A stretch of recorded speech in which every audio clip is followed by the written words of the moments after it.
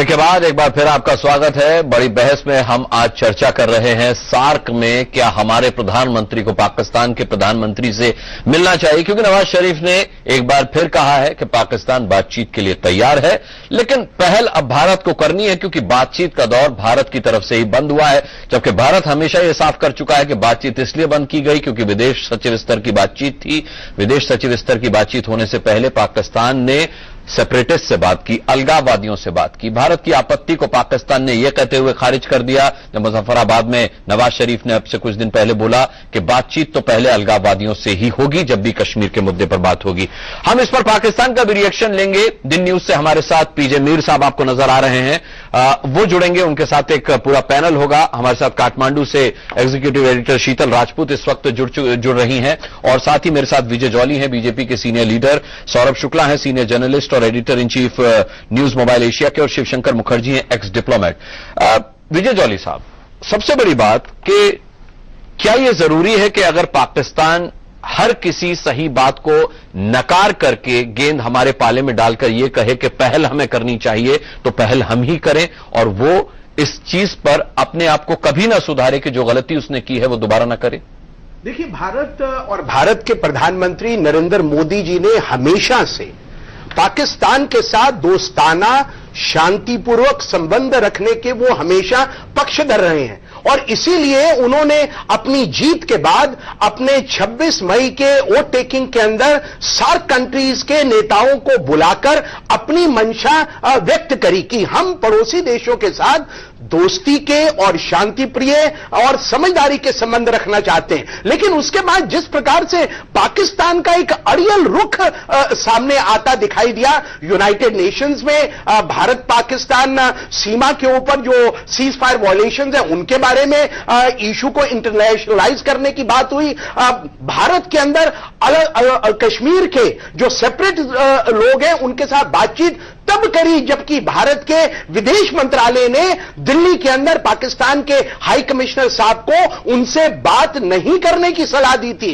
एक तरफ तो ये उन लोगों से बात करना चाहते हैं जो भारत से अपना अलगाव रखते हैं, और दूसरी तरफ ये कहते हैं कि ये भारत का दायित्व बनता है। अब ये तो इनको तय करना है, इन्होंने सेपरेटिस्ट लोगों के साथ बात करनी है, अलगाववादियों से बात करनी है, या भारत की सरकार के साथ बात करनी है। हमने दोस्ती का हाथ बढ़ाया, लेकिन पाकिस्तान ने कभी भी सकारात्मक पॉजिटिव दोस्ती के हाथ को मीनिंगफुल डायलॉग के नाते आगे नहीं बढ़ाया, और इसके लिए भारत की सरकार ने विदेश सचिव की टॉक्स को एकदम से कैंसिल किया, अपना गुस्सा भी व्यक्त करने के लिए।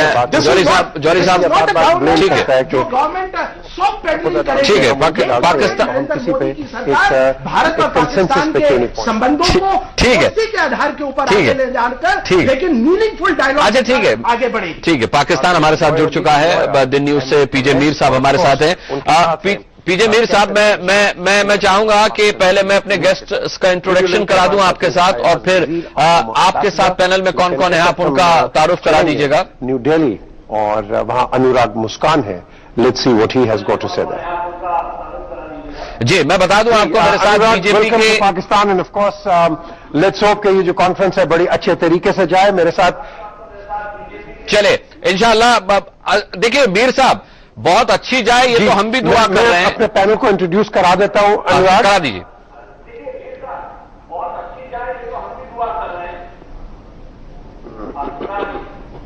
मेरे लेफ्ट साइड पे हैं जी डॉक्टर सलमान शाह, हमारे former finance minister, leading economic expert in Pakistan. मेरे राइट साइड पे हैं कैसर अहमद शेख, ये member of the national assembly हैं और रूलिंग पार्टी को रिप्रेजेंट करते हैं, और उनके साथ हैं Ahmed Awais, leading lawyer from Pakistan, member of the Pakistan Tehreek Insaf. हमें ज्वाइन करेंगे on a video link Ayaz Wazir, जो कि हमारे फॉर्मर एम्बेसडर भी रहे to Sri Lanka, and of course former intelligence wing को इन्होंने हेड भी किया हुआ है। जी, चलिए, बहुत बहुत इस्तकबाल आपके मेहमानों का भी हम करते हैं। मेरे साथ यहाँ भारतीय जनता पार्टी के सीनियर लीडर विजय जौली हैं, मेरे साथ यहाँ पर सीनियर जर्नलिस्ट और editor in chief news mobile Asia के सौरभ शुक्ला हैं, और एक्स डिप्लोमेट शिवशंकर मुखर्जी हैं, और साथ ही काठमांडू से मेरी संवाददाता शीतल राजपूत हैं इस वक्त लाइव। मैं ये जानना चाहूंगा मीर साहब कि नवाज शरीफ साहब ने एक बार फिर कहा है कि भाई बातचीत के लिए पाकिस्तान तैयार है, लेकिन गेंद इस दफे हिंदुस्तान के पाले में है। क्या भारत और पाकिस्तान के रिलेशन को कोई बास्केटबॉल का मैच समझते हैं नवाज शरीफ, जो गेंद हमारे पाले में बता करके वो ये कोशिश कर रहे हैं कि वो सेपरेटिस्ट से यहां मिलते रहें और बातचीत की पहल फिर भी हम करते रहें?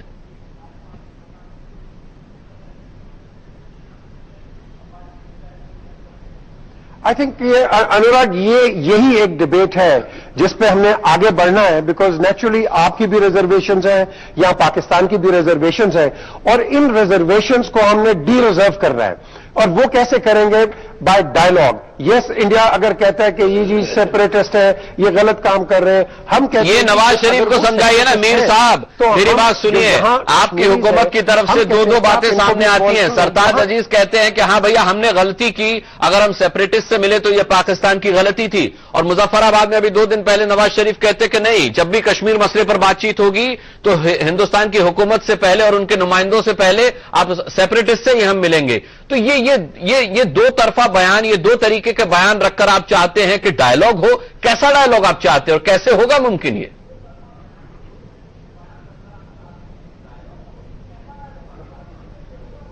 ओके, डॉक्टर सलमान शाह, क्यों जी, क्या रिस्पॉन्ड करेंगे इस पर? देखिए, ये तो एक पिछले 60 साल से हमारी उनसे बातचीत हो रही है, और जब भी हिंदुस्तान के साथ कोई भी हमारी विजिट होती है, प्राइम मिनिस्टर की हो या दूसरे हो, कोई मिनिस्टर जाए, मैं भी गया हूं वहां पे, जब तो मीटिंग्स तो कश्मीरियों के साथ होती है, क्योंकि कश्मीरीज एक पार्ट ऑफ द डिस्प्यूट हैं, और without Kashmiris on board India Pakistan का सेटलमेंट नहीं हो सकता, क्योंकि Kashmiris are the third party और उनके पास उनका एक वीटो है, और वो अगर उनको हम इग्नोर करेंगे और इंडिया पाकिस्तान आपस में कश्मीर थर्ड पार्टी मीर साहब कैसे हो गया? ये किस किताब में लिखा है कश्मीर थर्ड पार्टी हो गया? पाकिस्तान में भाई आप लोगों की तरफ से गलत बयानी होती है, इसलिए तो डायलॉग और डिबेट आगे नहीं बढ़ पाता मीर साहब। हम दोस्ती की पहल करते हैं, हम बस चलाते हैं, आप करगिल कर देते हैं, बातचीत की पहल करते हैं, आप 26/11 कर देते हैं, आप सरहद पार से फायरिंग शुरू कर देते हैं। ये हर मुल्क का। सलमान साहब, आज जम्मू कश्मीर के अंदर जो चुनाव हुए हैं, चुनावों के अंदर 70% पिछले 6 महीने से यही काम चला रहे हैं, और ये अपना इलेक्टोरल फ्रेंचाइज एक्सरसाइज किया है। कौन कहता है कश्मीर भारत का हिस्सा नहीं है? ये तो आपकी सरकार बार बार पिछले 67 ईयर्स से यही राग अलाप कर, we do not consider Kashmir to be a integral part of India. हम आपकी इस बात से सहमत नहीं है, क्योंकि ये यथार्थ से परे है, ये झूठी स्टेटमेंट है। आप पाकिस्तान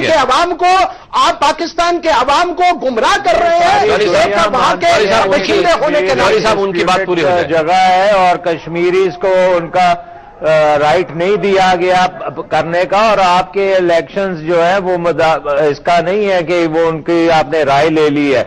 आप इतने अगर कॉन्फिडेंट हैं तो उनकी राय लें और सारी दुनिया को बताएं, सारी दुनिया उसको फिर एक्सेप्ट करेगी। लेकिन राय वो वोट के जरिए तो दे रहे हैं, वोट के जरिए ही तो राय दी जा रही है, वोट के जरिए ही तो राय शुमारी हो रही है। आप क्या समझ रहे हैं रेफरेंडम अलग से होगा, वोटिंग अलग होगी? सौरभ शुक्ला, उनके सारे लीडर्स को आप बंद भी कर देते हैं, हिरासत में भी ले लेते हैं। 7 लाख की आपने वहां पे फौज भी रखी हुई है। पूछिए कि इस जो तरह से दुनिया को आप क्या हुए आप उनके बारे में क्या उनकी राय ले लेते हैं। इंडिया में भी लोग हैं जो के अवाम ने बता दिया है, कि उनको आज हक दिया गया अभी कश्मीर तक भारत का उनकी राय अभिन्न नहीं अंग ली है। गई। आप जो आपके यहाँ जो कश्मीर है उन लोगों से पूछिए कि क्या परेशानी उनको हो रही है। देखिए, आप लोग बड़े नफीस लोग हैं जो ये तो पैनल में आप बैठे कह रहे हैं ना, कश्मीरी जब कहेंगे प्रॉब्लम ये है कि जो पाकिस्तान के अंदर जो एक आपकी जो जनरल बैठे हैं जो ये टेररिज्म को बढ़ावा दे रहे हैं, आपको उनसे बात करने की जरूरत है। और जो कश्मीर की बात है, भारत के लोगों और कश्मीर के लोगों ने दिखा दिया है आज ये इलेक्शन में वोट करके कि डेमोक्रेसी यूनाइटेड नेशंस को कहेंगे आके वो कश्मीरियों की बात सुन लें और वो बता दें कि वो आपके साथ हैं। नहीं, आप इमरान खान साहब से पूछिए कि वहां पर आपके यहाँ इलेक्शन कैसे हुआ, वो आपको बताएंगे। मैं मीर साहब लौटूंगा आपके पास। शीतल भी है काठमांडू से हमारे साथ। मीर साहब मैं रिएक्शन लूंगा आपका। देखिए, हमारा जो मीर साहब एक मिनट रुकना चाहूंगा आपको। शीतल राजपूत काठमांडू से हमारे साथ है। शीतल कल 26/11 की बरसी है। शीतल कल 26/11 की बरसी है। 15 डोजियर सौंपे जा चुके पाकिस्तान को। एक को भी नहीं माना, सबको खारिज कर दिया। क्या इस मौके पर 26/11 की बरसी होने के बाद, 26/11 को लेकर पाकिस्तान के अड़ियल रुख के बाद, क्या प्रधानमंत्री को नवाज शरीफ से औपचारिक या अनौपचारिक दोनों ही सूरतों में मिलना भी चाहिए? देखिए, भारत ने अपना रुख स्पष्ट कर दिया है। भारत बातचीत करना चाहता था, प्रधानमंत्री ने पहले हाथ बढ़ाया। उनकी स्वेरिंग इन में उन्होंने नवाज शरीफ को इनवाइट किया, जो आए भी। बहुत उम्मीदों के साथ ये सब शुरुआत हुई और लगा कि अब शायद बातचीत जो है वो पटरी पर लौटेगी और संबंध दोनों देशों के बीच आगे बढ़ेंगे। लेकिन उसके बाद हमने देखा कि अलगाववादी नेताओं से राजदूत उनके मिलते हैं। फिर प्रधानमंत्री जो नवाज शरीफ, उन्होंने हाल में कहा, जोरदार तरीके से कहा कि हम कश्मीरी अलगाववादी नेताओं से मिलते रहेंगे चाहे कुछ भी हो जाए, और बार बार ओबामा से कहते हैं कि आप कश्मीर में मध्यस्थता कीजिए। तो किस तरह की बात करना चाह रहे हैं ये? और कश्मीर में जैसा कि बार बार जिक्र हो रहा है, 70% आज रिकॉर्ड वोटर टर्नआउट था जम्मू कश्मीर में। और क्या सुनना चाहता है पाकिस्तान का अवाम या पाकिस्तान की हुकूमत या जो पैनल इस वक्त पाकिस्तान से हमारे साथ जुड़ा हुआ है? 70% record voter turnout Jammu Kashmir में। मीर साहब, और क्या सबूत चाहिए आपको? तो आप किस तरह की और क्या सबूत चाहिए आपको?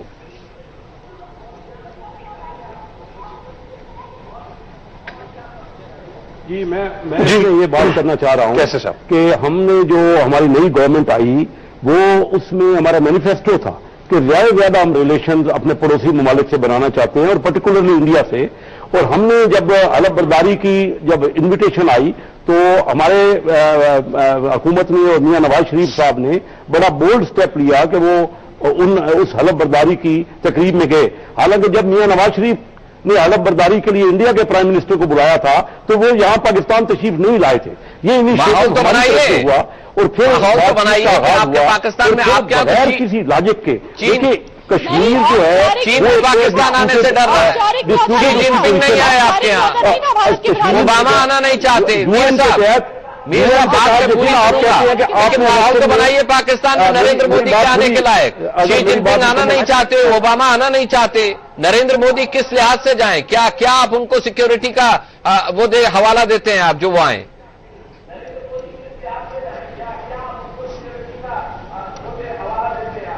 मैं ये कहना चाह रहा हूं कि जिस तरीके से हम डायलॉग कर रहे हैं, हम चाहते हैं कि एक फ्रेंडली रिलेशन बने। हम ये डायलॉग भी इस तरह हमें नहीं करना चाहिए, इतना सख्त जो हम रवैया शुरू से ही। देखिए, बातचीत में जरूर बातचीत में आगे बढ़ना चाहिए। हम आगे बढ़ना चाहते हैं। इंडिया एक बहुत बड़ा मुल्क है, हमारी ये ख्वाहिश है, हमारा यही मैनिफेस्टो है। हमने इस पे हमने इलेक्शन में ये मैनिफेस्टो दिया। हालांकि इंडिया के नरेंद्र मोदी साहब जो आए, वो इस मैनिफेस्टो पे नहीं आए कि हम पाकिस्तान से दोस्ती में। उन्होंने तो पाकिस्तान बैशिंग पे इलेक्शन कंटेस्ट किया। हमने इंडिया के साथ दोस्ती के साथ इलेक्शन कंटेस्ट किया। इसका मतलब है हमारी पब्लिक ये चाहती है और हमारे लोग ये चाहते हैं कि इंडिया से हमारे तल्लुकात बने। हलफ बर्दारी की मैंने कहा कि हमने जब इनवाइट किया इंडिया के प्राइम मिनिस्टर साहब को, तो वो नहीं तशरीफ लाए, लेकिन हम वहां हमने इनिशिएटिव लिया। उसके बाद बात ये है कि डिस्प्यूट कश्मीर का है और हर जगह से यहाँ पे इंटरव्यू करना चाहूंगी। हर जगह से कश्मीर के बारे में एक डिस्प्यूटेड है। मैं कहता हूँ आपका स्टैंड या हमारा स्टैंड बैठ के बातचीत से तय हो सकता है ना। बातचीत ही करना हम चाह रहे हैं। और अगर आप कहते हैं कि सिर्फ आपने इलेक्शन करवा दिए और इलेक्शन में आपको वोटिंग में 70% लोग आ गए, तो प्रॉब्लम राइट करवा लें। एक ही मसला है, लोगों से ओपनली पूछ लें। मैंने ये कह रहे नवाज शरीफ जब हिंदुस्तान आए उसके बाद उन्होंने बात इनवाइट ये किया। करनी चाहिए जिससे मसले का हल निकले। कैसर साहब, मैं आपसे पूछना चाहता हूं, 26 नवंबर 2008 को जो भारत के मुंबई के अंदर आतंकवादी हमला हुआ, जिसमें 164 लोग की हत्या हो गई, 308 के करीब लोग हाथाहाथ हो गए और आपके जो ये टेररिस्ट थे जो पकड़े गए, उन्होंने स्वयं कसाब साहब ने माना कि मैं पाकिस्तानी नागरिक हूं और मैं मौलाना अजहर साहब से और उनसे अपनी डायरेक्शंस लेके भारत आया हूं। तो क्या आप ये मानने को आज भी तैयार हैं कि पाकिस्तान भारत के अंदर दहशतगर्दी, टेररिस्ट मॉड्यूल्स को कहीं ना कहीं अभी भी क्या उसको आगे बढ़ावा नहीं देता रहे? आपको इसके ऊपर भी जरूर प्रकाश, आपके प्रधानमंत्री भारत आए, हमने उसका इस्तकबाल किया, हमने उनका स्वागत किया, लेकिन आप एक तरफ तो आए और दूसरी तरफ से छुरी लेकर भारत की निहत्ती जनता के ऊपर सीज फायर वॉयलेशंस के माध्यम से हिंदुस्तान के और पाकिस्तान के बॉर्डर के ऊपर मेरे निहत्थे लोगों को मारते चले जाए और हिंदुस्तान की सरकार चुप रहेगी। ठीक है जौहरी साहब। सौरभ शुक्ला जी, सबसे बड़ा सवाल यह है कि पाकिस्तान से बातचीत का सिलसिला पाकिस्तान खुद। जी मीर साहब बोलें।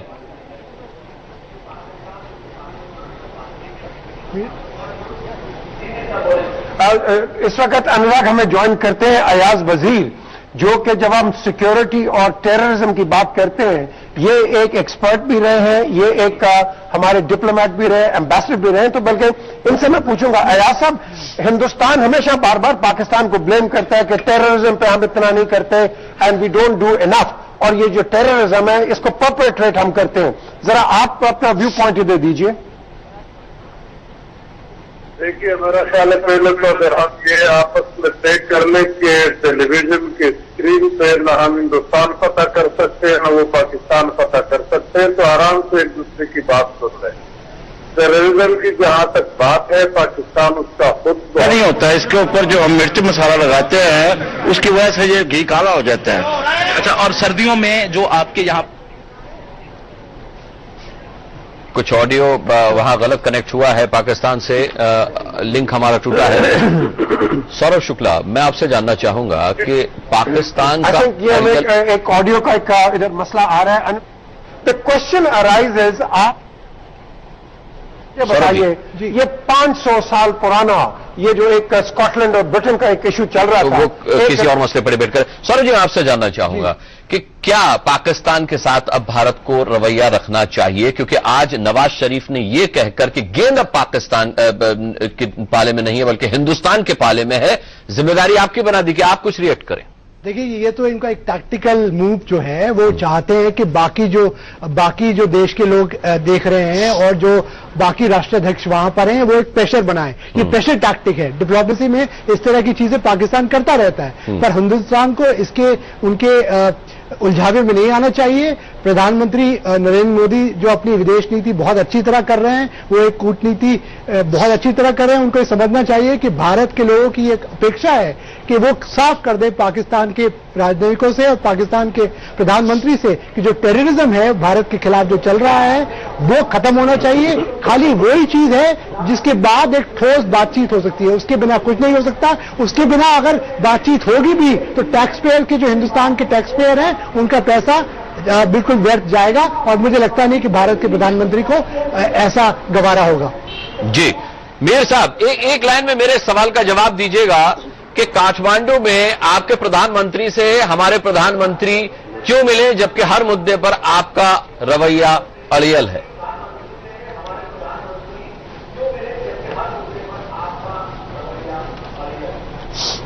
देखिए अनुराग, ये सार्क का मतलब क्या है? आज आपने देख लिया कि उसके अंदर बड़ा है deeper integration for peace and prosperity. हम इस लाइन पे क्यों नहीं चलते हैं? Why do we start digging graves? अब इसका जो एजेंडा है दैट, आप मुझे बता दीजिए हिंदुस्तान की किस मुल्क के साथ बन के रह रही है? आप देख लीजिए कि 71 से लेकर हम एक दूसरे के पीछे पड़े हुए हैं। कभी एक जंग होती है, दूसरी होती है, कोल्ड वॉर होती है, हॉट वॉर होती है। पाकिस्तान के साथ दोस्ती किसकी है? अफगानिस्तान की है, ईरान की है, हिंदुस्तान की है, चीन हमारे जो रवैये हैं दोनों, ये बता दीजिए। दोनों को ब्लेम चीन को आप अपना दोस्त बताते हैं, लेकिन शी जिनपिंग आपके आने से घबराते हैं। आप यूएन में जाकर कश्मीर का मुद्दा उठाते हैं। नवाज शरीफ ओबामा से कहते हैं कि नहीं भाई, इस बार आप जब 26 जनवरी पे हिंदुस्तान आए तो कश्मीर का मुद्दा उठाइएगा। तो वहां पर आप यूएन जाते हैं, अमेरिका जाते हैं, अमेरिका चले जाते हैं, लेकिन वो ओबामा आपके यहां आने को तैयार नहीं है। आपकी किससे दोस्ती है मीर साहब, ये बताइए।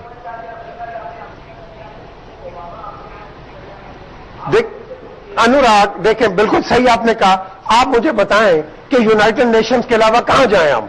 आप तो खुद वहां के परमानेंट मेंबर बनना चाह रहे हैं, तो आप भी तो वहीं के परमानेंट मेंबर बनना चाह रहे हैं ना। कश्मीर के मुद्दे पर यूएन क्यों जा रहे हैं? आप क्यों जाते हैं? United Nations, as you know, is a body It's a body where you ठीक resolve है, differences. आपके इस सवाल का जवाब सौरभ देंगे। नहीं, सौरभ शिमला वो कई बार बात हो चुकी है, जॉली साहब कई बार बात हो चुकी है। देखिए मीर साहब, आप खुद बहुत नफीस आदमी हैं माशाल्लाह। आपके जैसे एक दो और पाकिस्तान में सियासतदान हो जाए तो बहुत मैंने तो अच्छी कहा था हालत यही वज़ीर आज़म सकती हो है। जाए। हाँ, अगर आप वजीर आजम होते क्या पता हालत हम लोगों की अच्छी हो, पर गलत बयानी मत करें। ये मैं आपको बताना चाहता हूं कि देखिए पाकिस्तान जो है वो अगर ये जो हिंदुस्तान की मुखालफत करता है हर चीज में, वो छोड़ दे। ये जो हमने पहले भी कहा आपसे कि टेररिज्म छोड़ दे।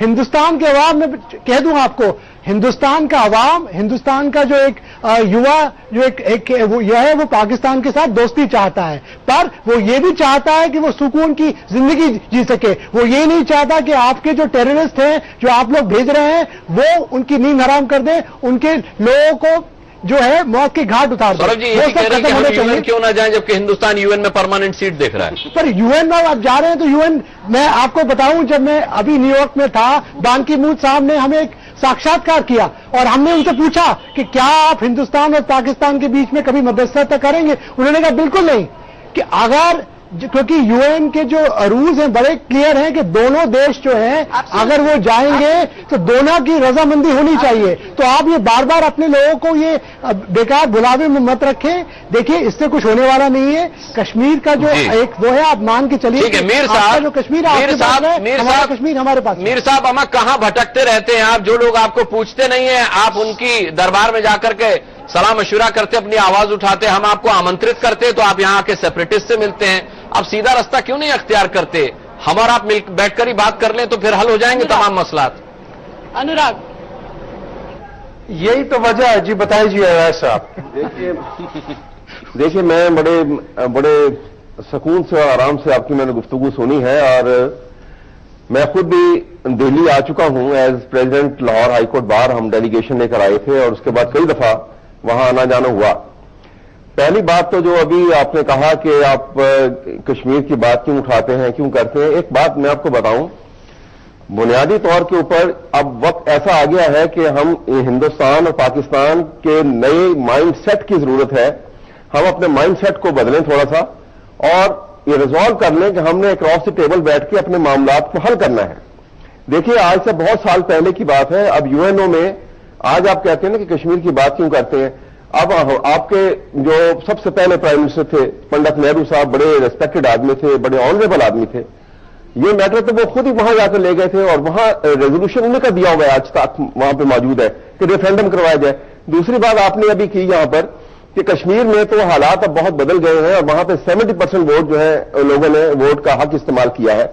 ये तो बड़ी खुशहाल बात है, बहुत ही अच्छी बात है। आप डिबेट करते हैं, नेहरू पे जाते हैं, आप दिल्ली के अपने अनुभव सुनाते हैं, लेकिन मीर साहब शिमला और लाहौर समझौता आप भूल जाते हैं। और जब आप भूल जाते हैं, जब आपकी याददाश्त खो जाती है, तो फिर किसी भी मसले पर आप वो सही जवाब नहीं दे पाते जो हमारे सवालों का होना चाहिए। बहरहाल मेरी इस डिबेट का समय खत्म हो रहा है, इसलिए मैं आप सबका बहुत बहुत थैंक्स करना चाहूंगा। शीतल से हम लगातार टच में रहेंगे, जानते रहेंगे कि जो सस्पेंस का पर्दा है कि दोनों देशों के प्रधानमंत्री औपचारिक या अनौपचारिक रूप से मिलेंगे या नहीं, इसकी हम मालूमात करते रहेंगे। यहां सभी मेहमानों का बहुत बहुत धन्यवाद करना चाहूंगा। पाकिस्तान से पीजे मीर साहब, आपका और आपके पैनलिस्ट का बहुत बहुत धन्यवाद।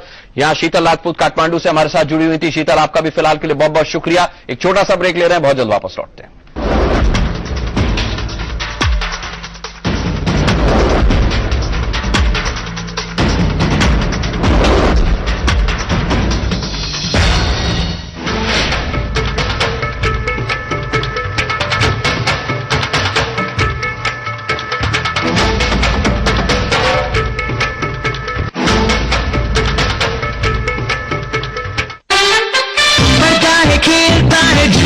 उछलता है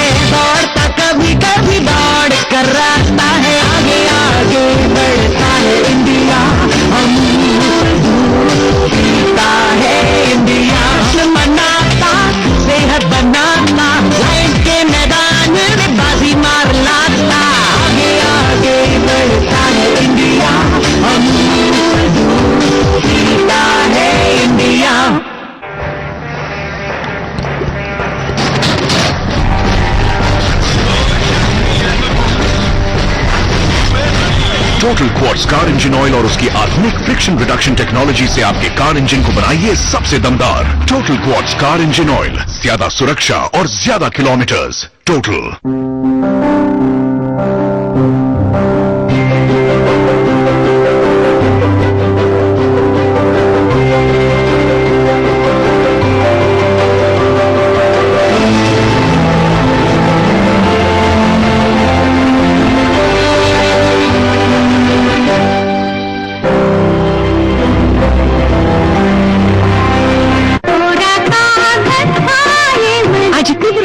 पुराने में जो बात है वो नए में कहा, पर कुछ चीजों का दौर कभी खत्म नहीं होता। जैसे राजधानी बेसन, जुड़ा मेरे और आपके हर एहसास से। हौले हौले से केसर की में है कश्मीरी केसर, जिसके स्वाद में डूब रहे हैं सब। विमल पान मसाला, दाने दाने में केसर का दम।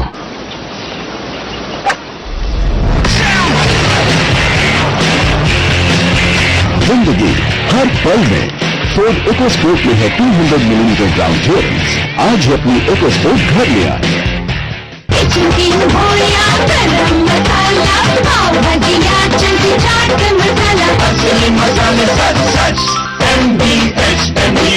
घर से बाहर निकल पड़े तो ये पहिए कितना कुछ दिखाते हैं। जैसे पापा रॉक का शौक भी फरमाते हैं, और हीरा और मीरा शकीरा से कम नहीं। ये बात बुआ की स्माइल में झलकती है। तो अब बस निकल पड़ो, क्योंकि जितना दूर जाओगे अपनों के उतना करीब आओगे। ये कहता है टोटल कंट्रोल। ओह वाओ, नया फोन 3G है। कितने में लिया? 4.5 इंच स्क्रीन। बताना कितने का? Dual camera. बोलना भाई, कितने में लिया? Rupees 4,333 में नया Intex aqua Y2 Pro 3G smartphone. Intex. मेरी पिक्स अपलोड मत करना। चिलिया मुस्कान क्रीम, इसका रात में सिर्फ एक बार यूज हटाए सांवली त्वचा, मिटाए गहरे दाग और कुछ ही हफ्तों में आपको दे स्टार सा चमकता चेहरा। अब स्टार नहीं, स्टार दिखेगा। रैकोल की गर्म पानी की तेज धार जो आपको अंदर से जगाए और आँख में एक नया जन्म। रैकोल वाटर हीटर्स, हर सुबह एक नया जन्म। इतनी कमाई आखिर किसके बलबूते पर? मेरे सोनालिका ट्रैक्टर के। और भला किसमें है ये दम? देश की सर्वप्रथम हेवी ड्यूटी ट्रैक्टर रेंज।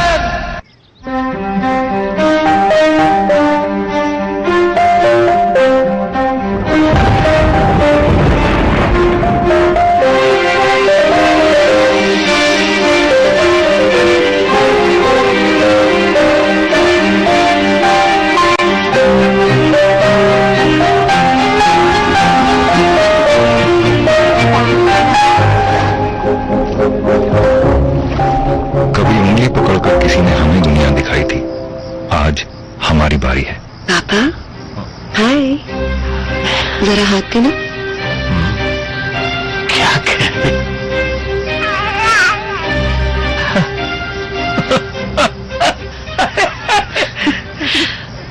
पेश है एयरटेल वन टच इंटरनेट, सिर्फ एक टच में internet.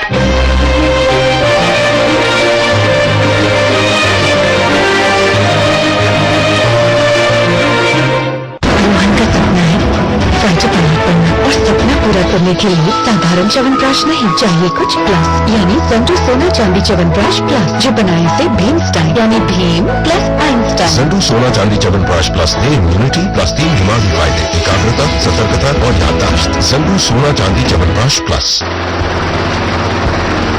Please sir. Captain. Yes sir.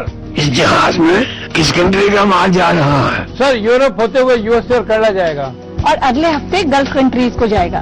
मेरी मेहनत, आप सबका प्यार, यही है एमडीएच का इतिहास। असली मसाले सच सच। MDH। खास खबरों के प्रस्तुत करता है MDH, प्रकृति जैसी शुद्धता हमारी पहचान। MDH मसाले, the real spice of India. और सह प्रायोजक, अब स्कार्स नहीं स्टार दिखेगा, नो स्कार्स क्रीम। नेपाल में मोदी नवाज की मुलाकात पर सस्पेंस बरकरार। काठमांडू में शरीफ ने कहा पाकिस्तान बातचीत को तैयार, लेकिन